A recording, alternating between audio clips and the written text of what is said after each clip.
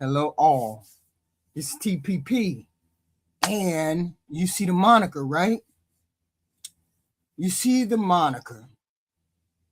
I think my view of the Nolan Wells case has changed because I'm no longer convinced that the most important question is whether Warren, Jax, and Morgan killed Nolan.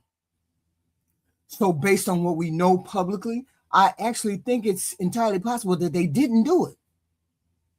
What I'm beginning to wonder is instead is whether something happened to Nolan accidentally. Somebody else was involved in whatever happened, and the silence and the confusion we've seen afterwards is about them protecting that event or the person involved in that event. I can't prove there was a cover-up, and I'm not going to present one as a fact, but there are enough unanswered questions for me to ask whether investigators have seriously considered that possibility. This is also why I think the investigation may have started from the wrong place. If the investigators concentrated on determining whether Warren and the others committed a crime, then clearing them of that crime would look like progress towards solving the case. But these young men being innocent would only establish what they didn't do. It wouldn't establish what actually happened to Nolan. I think the investigation should have begun with Nolan himself, where he was, who he was with, and what happened during those final hours, and who can independently verify each part of that timeline. Only after the reconstruction that should anybody decide whether they're just looking at an accident or a crime. I think they decided that they were going to look at it as an accident and then cover up whether it was a crime or not. That's what I think happened. Hold on. I'll tell you why. Lawyer's clip. Will we get out of it? And we're not going to name names because there's some other folks who are doing that, and we want to be better than that. And I want to emphasize this, right? We're not here to guess. We're not here to speculate. We're only going to deal in facts, right? And here's the most important thing, right? We don't know how Nolan Wells died. No one here is saying we know. But what we do know is Morgan, Jax, and Warren had nothing whatsoever to do with Nolan Wells' death. And that's what's important. And unfortunately, because there are people who want to divide a town and come in from the outside and tell people what to think and pit neighbor against neighbor, it compounds the tragedy. It matters. See, listen, that clip right there is exactly why I keep making this distinction. His lawyer can be absolutely correct that these three young men did not cause Nolan's death, while at the same time acknowledging that we still don't know how Nolan died. Those two statements can exist together, but somehow the first one has received an enormous amount of attention while the second one remains unanswered. I'm willing to bet, for purposes of this discussion, to take those three dudes, Warren and his two friends, take their names off the table. Now tell me what happened next in the investigation. Who else was examined? Who else did y'all put on the chopping block and examine what they did that day? Who was around Nolan after they left? Who was the last independent person to have a meaningful interaction with him? And how far did those investigators expand the circle beyond the people everybody on social media keeps accusing of a crime? That's perfectly important. That's particularly important because this wasn't an empty island. Y'all have to understand, this was not an empty island. We've repeatedly heard descriptions of large numbers of people being there for the 4th of July. If that crowd is part of the argument for why nobody could have harmed Nolan without somebody noticing, then the same crowd becomes relevant when we're trying to determine who saw Nolan during his final hours. I can believe nobody witnessed the precise moment he died. I can get behind that. But I have a much harder time understanding why so few independent people have publicly filled in what happened before his death. The two reportedly later witnesses matter, but two people cannot be the end of the inquiry when we're talking about an area filled with people carrying phones, taking photos, and recording Snapchats and all that other bullshit. That silence is one of the reasons I keep wondering whether something happened that people simply don't want to become involved with. Silence doesn't prove a cover-up. People avoid police investigations for all kinds of reasons. But if Nolan's death involved another person, even accidentally, and remember, we took those 3 boys off the table. We took Wyatt, Jax, and Warren off the table. We took them 3 off the table. So we just put them in the corner and say they didn't have nothing to do with his death. Let's put them over there. Silence doesn't mean a cover-up. People avoid police investigations all the time. They just do. But if Nolan's death involved another person, even accidentally, suddenly the silence becomes something investigators should examine rather than simply accept. Check this out, though. All them people and nobody saw nothing. That defies credibility. All of those people and nobody taking pictures, snapping my girl, snapping my boy. Nobody got a picture of Nolan in none of their photos. Nobody. After 3:30. Nobody. An accident can produce fear just as easily as a deliberate act of murder. Somebody can panic because they think they're going to prison. Somebody can protect a friend. And witnesses can convince themselves that staying out of it is better than becoming part of the investigation. Y'all listen to what I'm saying here. Remember when Warren kept saying, I tried to call my mother 7, 8, 9 times. 7, 8, 9 times. Warren said that. Was it Warren or Wyatt? The one with the hat. Why was he frantically trying to get his mother on the phone 8, 9 times, according to him? For a bilge pump? He was trying to get in touch with his mother because of a bilge pump, calling her frantically calling. Well, I am not going to say frantically, but what he said was, I was trying to get in touch with my mom 5, 6 times, 8, 9 times. Why were you trying to get in touch with your mom 8, 9 times? What was so important? When were you trying to get in touch with her? That could possibly establish a timeline. When were you trying to get in touch with your mom? He said it on the interview. I was trying to call my mom 8, 9 times and she wouldn't answer the phone. Why didn't she answer the phone, and why were you calling her 8, 9 times? Somebody can panic because they're afraid they're going to go to prison, afraid that something happened. They knew somebody did it, but they were witness to it. They just don't know. These witnesses can convince themselves that staying out of it is better than just getting involved. or they can be like Warren, Wyatt, and Jax and get out into the front of it because they know they didn't do anything. So they can run cover for the person who did.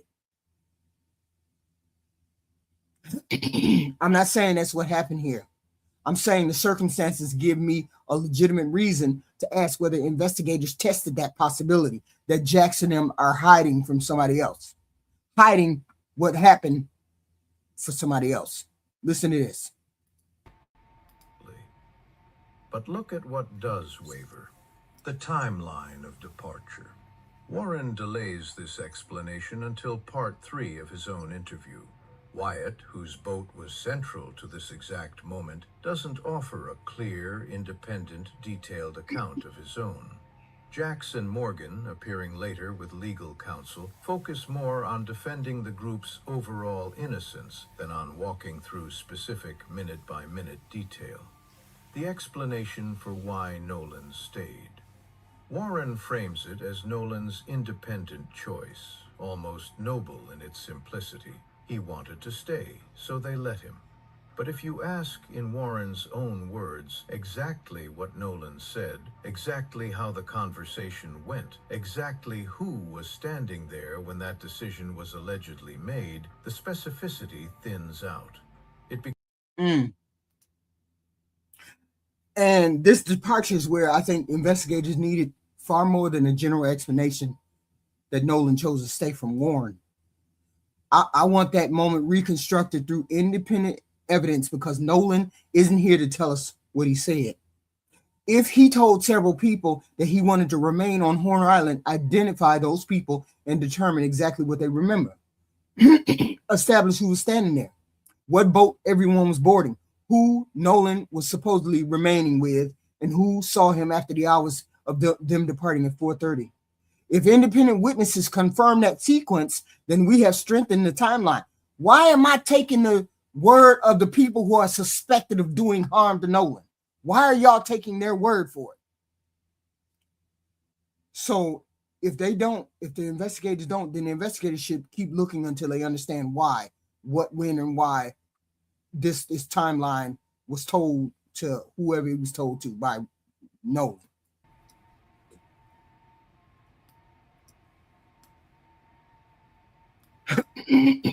Warren finally gives you his version.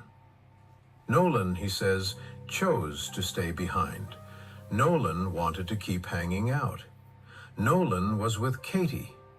Nolan told them he'd catch a ride later, that he was fine, that this was his decision, not theirs. Warren frames it as respect. He frames it as trusting his friend's judgment. He frames it as, we didn't abandon him. He made his own choice. But here's where things get complicated. Because Wyatt's boat is the one Nolan was supposedly on that morning, heading toward the island. Though it isn't clear what exactly transpired. If you go back to earlier reporting, this clip is weird. It has double speaking just for a moment. County Sheriff's Office Nolan boarded Wyatt's 22-foot Triton to get out to Horn Island in the first place. So the boat that brought him out is not automatically the same boat that everyone assumes he stayed away from on the way back. That single detail, which boat, whose boat, when, becomes the exact kind of thing that should be crystal clear if everyone's telling the same story. This is also where the number of boats starts to matter. We have spent so much time talking about individuals that I don't think enough attention has been paid publicly to reconstructing who was on which boat at which time. What threw me off was when Warren said that the picture that you see all of them on, that's the picture in which Wyatt was making the phone call to Cito. Now, if that's the case, who took the picture of them making the phone call? Who was the other people on the other boat? Because there had to be at least 4 or 5 people on the other boat. The other boat that was taking a picture of Warren and them while they were taking water on it, supposedly, allegedly. Who was over there on that other boat? See, there could have been other things going on the other boat, but they only said there were 7 people on their boat, but they didn't say they were tied to another boat and the other boat had 7, 8 people on that boat. They didn't say that. It was just somebody taking a picture of them. Let's come back to it. So if people move between those boats, establish those movements. If Bart joined a particular boat later, establish where he comes from, and who was on that vessel that he was on, that particular boat, and he left. If another boat was close enough to photograph or record the group, identify that vessel and its passengers, because those people aren't background characters anymore. They're potential independent witnesses, right? That leads directly to one of the simplest questions I've had about the photographs and the video. Who was holding the camera? Just full stop. Who was holding the camera? If we're shown 7 people together and that image is being used to establish what was happening at a particular time, I want to know who created it and where did it come from. If somebody was photographing them from the other boat, then I want to know who was on that boat and whether the investigators interviewed all of those people. Did they investigate? Did they interview all those other people? I also want to know one of the original files. Have they been authenticated so investigators can compare timestamps, clothing?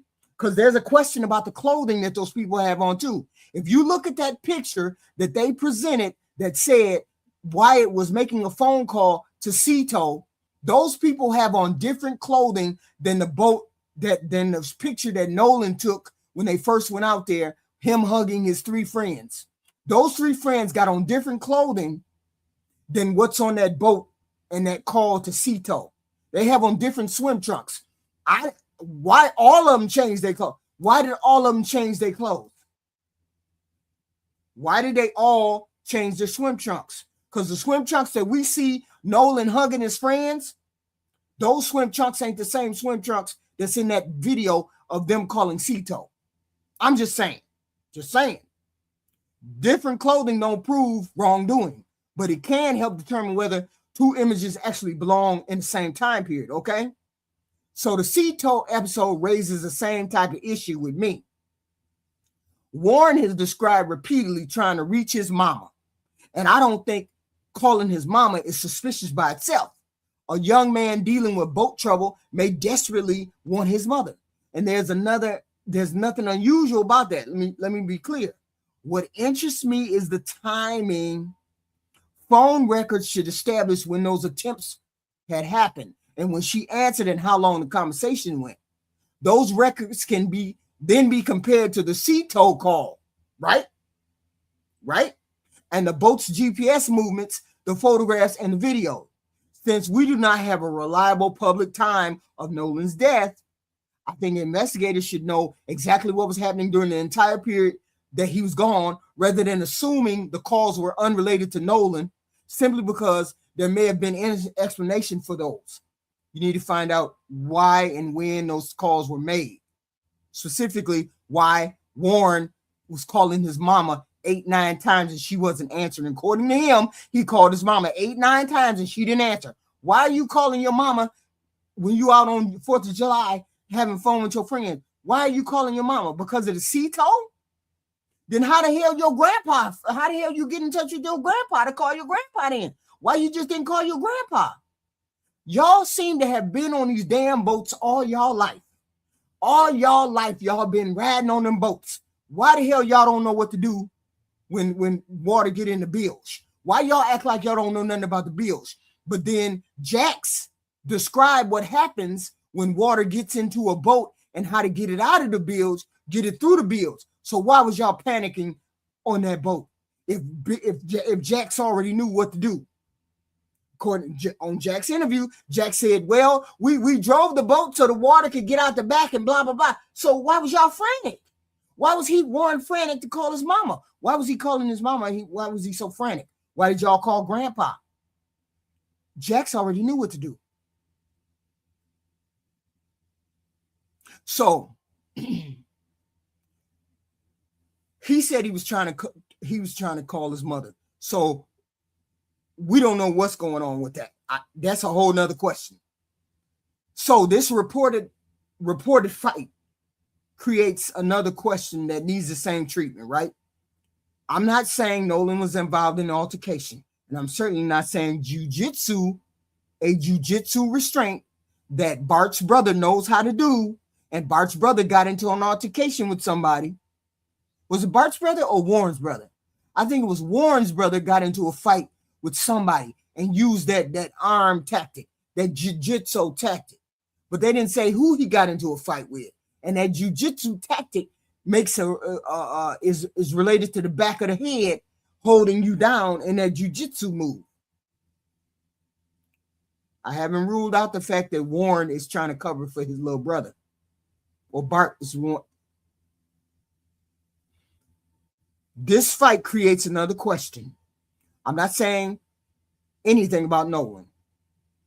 Okay. What I want to know is whether investigators independently established who was involved with that fight, when it happened, where it happened, and whether Nolan was a part of it or he was anywhere near it. If Nolan wasn't involved, then the possibility can be eliminated. That's exactly what investigators should do with every vulnerable timeline or vulnerable incident of that whole day. They shouldn't force evidence into a theory, but they also shouldn't dismiss an event before determining whether it has any connection to the unexplained death that they're investigating. Let me play this last clip. Okay. Out. It becomes a summary, not a scene. The handling of Nolan's phone. Warren addresses this last in part 4, after establishing 3 full episodes of emotional trust. He says nobody deleted anything, nobody had the password. The phone simply ended up in their possession. But no one among the 5 friends gives a precise documented chain. Who had it first? When it moved from person to person, when it was finally handed over to authorities or family. The tone shift after legal representation appears. Compare Warren's early solo interviews, raw, emotional, slowly revealing, to the later joint appearance with Jax and Morgan. Nolan's phone should be handled the same way because he can provide another timeline. I want to know where it was found, who first possessed it, when it changed hands, and when it ultimately reached Nolan's family or law enforcement. It's not about accusing the person holding the phone of doing something to Nolan. It's about establishing an unbroken sequence that can be compared with everybody's account. The more electronic evidence investigators can place on one timeline, the less this case depends upon people remembering conversations 2 weeks ago or 2 weeks out or when they were drunk or whatever. I have the same question about the surveillance footage. Surveillance footage of grandpa's boating dock, his where they parked their boat, grandpa. We've seen footage associated with the departure, and the reported GPS information places the boat back at the dock later on. I don't know whether the surveillance system captured the return, so I'm not going to claim footage was deleted or hidden. I simply want to know whether investigators determine whether return footage exists, because right now the only footage that we have seen on the internet is the images of them leaving on the boat. It doesn't capture the images of them coming back. Why hasn't that? If it's so innocent, if it's just so great, why isn't it that they haven't released that video? I'm sure people have asked about it. Why haven't they released it? Okay. If the camera wasn't recording that night, establish that too. Either answer removes another question instead of allowing to sit there and be speculated like I have the question of that. Then there is the Coast Guard timeline. Because the reported contact around 11 p.m. on July 4th and the official request for the Coast Guard assistance the following day are different events. I want to understand what was communicated during that first conversation that Warren said he made. What happened? I want to understand what the Coast Guard understood about Nolan's circumstances to be, and why the interaction didn't result in the response that occurred later. There was an 11 o'clock call. Seems that nobody did jack shit, but after that, when they made the 11 o'clock call that Nolan was missing, and then the next day, that's when they, put their shit together and put the shoes on and went out there to look for Nolan. Why didn't they look for Nolan at 11 o'clock at night? Why Warren said he called the mama, Christine, and said he was going to call his friend at the Coast Guard. Warren had a friend at the Coast Guard, according to Warren, because that's what he told Christine. Okay. But they didn't record that phone call until later on when people started asking about the timeline, because the phone call that Warren made at 11 o'clock was not an official phone call. It was from a friend to a friend at 11 o'clock at night. Hey, dude, blah, blah, blah. And then later on, the Coast Guard came out and said, oh, yeah, we had a phone call at 11 o'clock. So if y'all knew that Warren was missing at 11 o'clock, why didn't y'all get on out there and try to find out what was going on in that island at 11 o'clock at night? Why did y'all not do anything until the second phone call came in?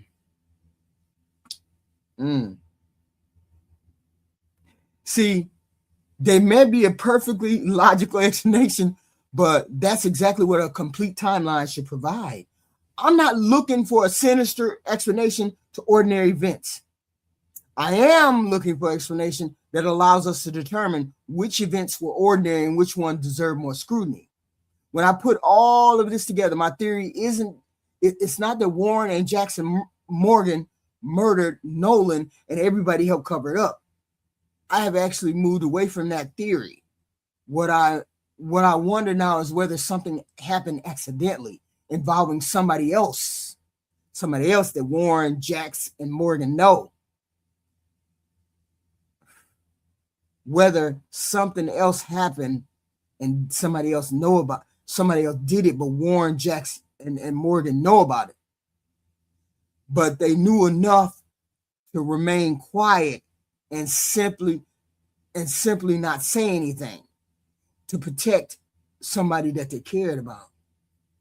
That possibility would explain why proving that these three young men that keep getting on camera, because everybody keeps saying, why them motherfuckers are on camera if they did it?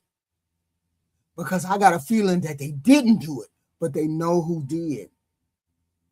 And it's somebody that they related to. Somebody they related to. Because I wouldn't hide nothing unless I was related to that person. So that they can't be implicated because they out there bold and proud. Morgan, Warren, Jax, not nail one of them three did nothing wrong, according to the lawyer. And a lawyer can say that honestly and straightforwardly because they didn't do anything. But they know who did. Okay? That makes more sense to me. And this is ultimately why I think the investigation objective matters so much. If the objective was to determine whether Warren and the others murdered Nolan, clearing them could feel like reaching the end of the road or end the investigation. If the objective was to determine what happened to Nolan, clearing them should simply open another road, another door. Clearing those three should have opened a whole nother can of worms. I'm under the impression that this is not a criminal investigation. So why isn't this a criminal investigation according to the district attorney? According to rumors, the district attorney is not looking at this as a criminal case. Why not? Why not? That boy didn't walk off the short pier and dive into the water and get sucked up. That ain't what happened. Okay. Investigators should continue through all these other people, the other boats, the person who took that picture while they was calling Cito, the independent witnesses, the photographs, the phone records, the surveillance, Grandpa's dock at his house, the altercation that Warren's brother had, and he used the jujitsu move, and every explanation period until Nolan's final hours can actually be reconstructed. Maybe that reconstruction ultimately proves Nolan entered the water alone and accidentally drowned, and that may just be the whole shebang. He might have. We don't know. If the evidence establishes that, then that's the answer. Maybe it establishes that another person was present during an accident and they panicked. Maybe it establishes something none of us has considered. The point is that the investigators should not begin with the conclusion of them being innocent. These three guys are innocent, so we just gonna prove that they didn't do it. No, that's a totally different investigation. proving that somebody didn't do it is a totally different explanation, totally different investigation than actually going out and proving how Nolan expired. Okay? That's totally different. They should reconstruct Nolan's final hours and allow the evidence to determine what happened. That's why nothing is adding up to anybody. That's why it don't make sense, because they're manufacturing what happened. They're telling just enough so we can move away from what happened, so we can stop looking at. And the reason why Warren, Jax, and Morgan are out in front of the camera is because they know they didn't do it, but they know who did. They may not know why, when, and how, but they know who did. That's the shebang. They know who did it. They may not have done it, but they know who did it. Okay? And it's not like we figured out that they did a cover up or anything. I believe an accident happened. Okay? Because even if you clear 3 people of the murder, that still leaves the death of an 18-year-old boy. And the public still doesn't have a coherent explanation for how he got from celebrating 4th of July on Horn Island to losing his life. If these 3 young men are so innocent, then stop making them the center of the story and follow everybody else and everything that comes after that, somewhere in that timeline. Because here's the deal. I don't believe these 2 people who came forward said they saw him at 6 o'clock. I don't believe that. That's just to clear those 3 boys. That ain't what happened to Nolan. That's just to help clear those 3 boys. Fuck them 3 boys. That's a different investigation. The investigation we want y'all to have is what happened to Nolan. So if these 3 young men are innocent, don't put them in the middle of nothing. They need to get their ass off TV and leave it the hell alone. But I truly, truly believe those 3 didn't do anything, but they know who did. And it's a family member. It's somebody that they know. Somebody that's very vulnerable. And it's somebody to know. Why did that boy make that frantic phone call to his mama? 8, 9 times he was making that phone call to his mama. Why is it that grandpa don't have no surveillance video of when they came back from their trip of Horn Island? They got surveillance video of them leaving for Horn Island. What happened to the video? What happened to the fucking feed? The feed died when they got back? Okay. What happened? Somewhere in that timeline is the answer to what happened to Nolan. Somewhere between them phone calls, Snapchats, and all that goofy shit, something happened. The answer is, what are they investigating? How are they investigating? Are they trying to chase an accidental drowning narrative and you tailor your whole investigation towards an accidental drowning? Or are you tailoring towards what happened to Nolan? 2 totally different things.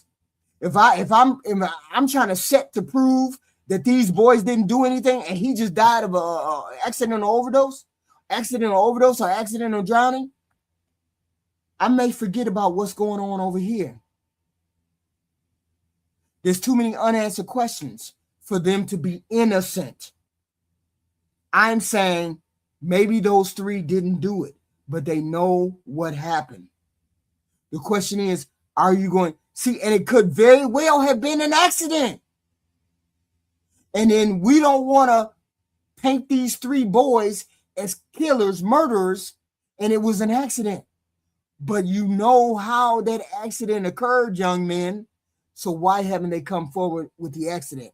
I truly believe that's how it happened. It was an accident, and they just trying to cover up an accident. Something happened. Somebody had a fight, maybe. Somebody did something, maybe. Somebody did somebody did something, and they know who did it. And they know who did it. And there's the only way I would cover it up is if I was related to the person that it happened to. Or I didn't want to get dragged into it, because if I get dragged into it, everybody gets dragged into it. It's too many people to have been on the island for nobody to know nothing and have no pictures. Even if you took pictures at 5 o'clock of the island, of the people in the water, it still would have given you pictures of Nolan if he was still there. Nobody took any pictures between 4:30 and 5:30. Nobody has any pictures of them and their friends. It's not. You said it was 1,000 people on that. 200 to 1,000 people. Not now one of them took a picture. Not now one of them decided they was going to do a video of everybody in the water. Nobody. And the only way for you not to have any kind of video, nobody's bringing anything forward, nobody's saying anything. And the only way that you don't have, only way you don't get people to come up with videos and shit like that is because somebody saw something and they're not showing it. Somebody knows something, but they're not showing it. Don't want to get involved, don't want to be bothered, blah, blah, blah. It's dead and over with. We don't want these young white boys to go to prison. We don't want these young white boys to get in trouble. We just going to say we don't know nothing. It's too many people on the island. Too many people on the island not to have somebody, not to have seen something. It's just a fact of life. It's too many people not to have seen something. Too many eyes not to have seen something. Because Nolan, the island don't have no trees and brush and shit. The island don't have nothing like that. Right? So if the island don't have none of that, and black people are few and far between in that water, your picture would have captured it. Your video would have captured it. So somebody knows something, they're just not talking. And I believe the reason why they're not talking is because they're trying to cover up for these young men. Not necessarily that the young men did anything, but the young men are covering for somebody. That's just my thought.